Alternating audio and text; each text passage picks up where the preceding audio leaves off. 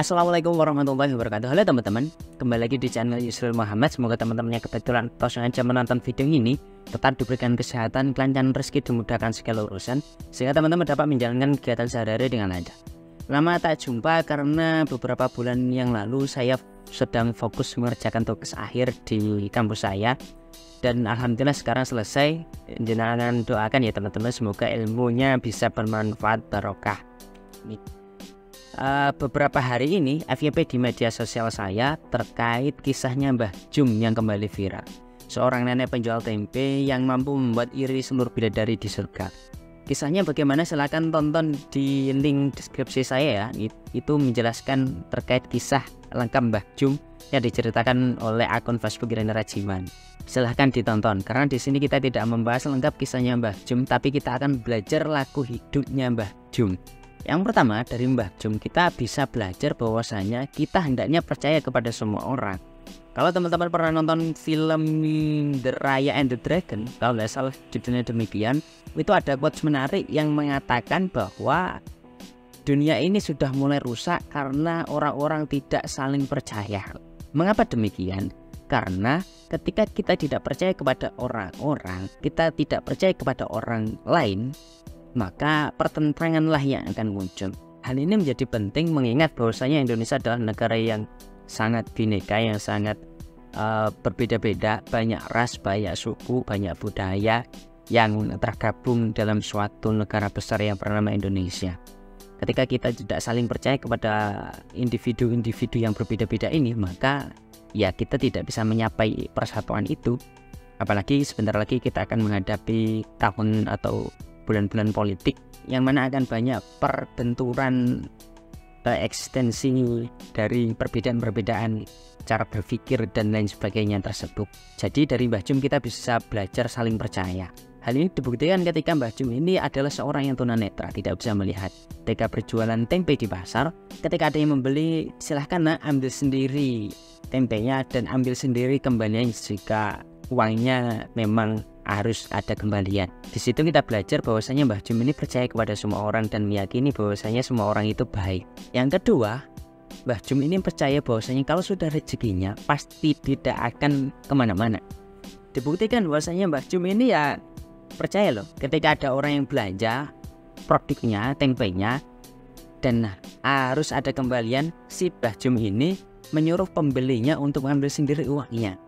Dia percaya dan dia yakin bahwasanya rezekinya tidak akan kemana. Yang ketiga, Mbah Jum ini adalah seorang hamba yang ikhlas apa adanya atas pemberian yang telah diberikan, sehingga menjadikan Mbah Jum ini orang yang sangat neriman, yang sangat bersyukur, yang sangat legowo atas apa yang diberikan Allah kepadanya. Mbah Jum ini tidak bisa melihat sejak lahir, namun Mbah Jum ini tidak protes atas apa yang Allah berikan kepadanya. Hal ini dibuktikan ketika Mbah Jum diwawancari oleh Irene Rajiman yang dikisahkan di Facebooknya.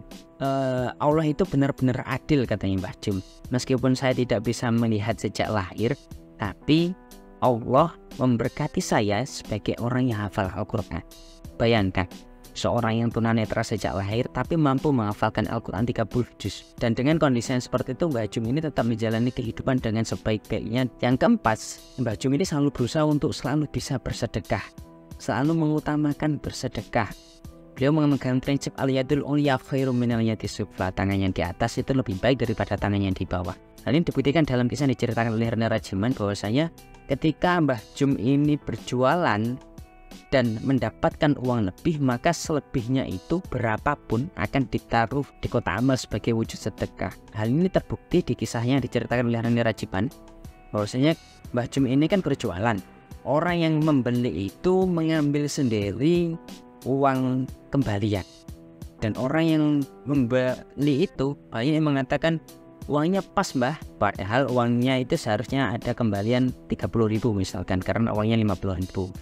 Atau uangnya pas Mbah, padahal uangnya 100. Sering terjadi demikian, sehingga ketika Mbah Jum ini mendapatkan penghasilan lebih dari 50.000, maka selebihnya itu akan ditaruh di masjid. Seringkali dikisahkan oleh anaknya Mbah Jum bahwasanya Mbah Jum ini sering mendapatkan uang 100.000, 350.000 dan seterusnya. Padahal modal untuk berjualan yang Mbah Jum siapkan itu hanyalah 20.000. Seharusnya ketika berjualan itu hanya menghasilkan 50.000, tapi seringkali uang yang didapatkan Mbah Jum lebih dari itu. Kan Mbah Jum selalu menyuruh anaknya untuk mengembalikan uang ini kepada yang punya uang, yang punya rezeki, Allah Subhanahu wa Ta'ala. Maka sering beramal di masjid. Dan itu terus dilakukan terus-menerus oleh Mbah Jum dalam hidup. Di samping itu, Mbah Jum adalah seorang yang memberikan jasa mijan, tapi dia tidak pernah memberikan tarif atas jasanya ini. Seringkali orang memberikan uang sebagai tanda terima kasih atas pijatan atau jasa yang diberikan Mbah Jum kepadanya. Tapi uangnya ini selalu diberikan dan dikembalikan lagi di masjid atau kepada orang-orang yang membutuhkan. Kata Mbah Jum, saya ini sebenarnya tidak bisa memijat, Mbak. Apabila pijatan saya ini menyebabkan kesembuhan orang tersebut, itu yang menyembuhkan Allah. Karena Allah yang menyembuhkan, ya bayarnya kepada Allah, bukan saya. Jadi ongkos dari pijat tersebut selalu diberikan sedekah sebagai wujud ongkos atas yang Allah berikan kesembuhan di proses mijatnya itu.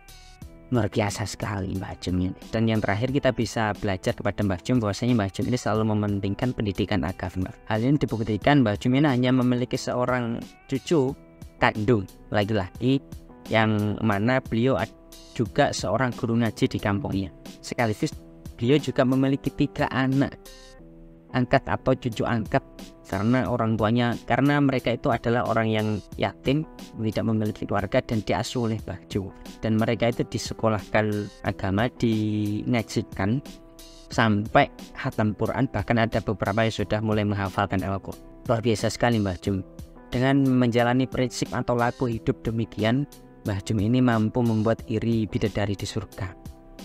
Dia tidak bisa melihat tapi mampu menghafalkan Al-Quran.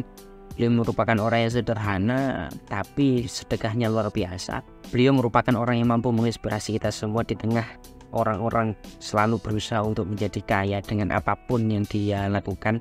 Bahkan kalau kotorannya sendiri pun laku dijual, maka dijual saja. Mbah Jum ini berbeda, beliau 180 derajat berbeda dengan kita. Beliau hanya mencari uang hanya sebatas kebutuhannya saja. Dan beliau selalu berusaha hidup sederhana, hidup zuhud. Dengan kesederhanaannya itu, dengan kepercayaan kepada orang, Mbah Jum ini menjadi tokoh yang layak kita teladani. Semoga kita semua mampu belajar dari tokoh yang satu ini, dan kita semua bisa menjadi hamba terbaik di sisi Allah dan mendapatkan ridha Allah Subhanahu wa Ta'ala. Amin amin ya rabbal alamin. Semoga bermanfaat teman-teman. Kurang lebihnya mohon maaf. Wassalamualaikum warahmatullahi wabarakatuh.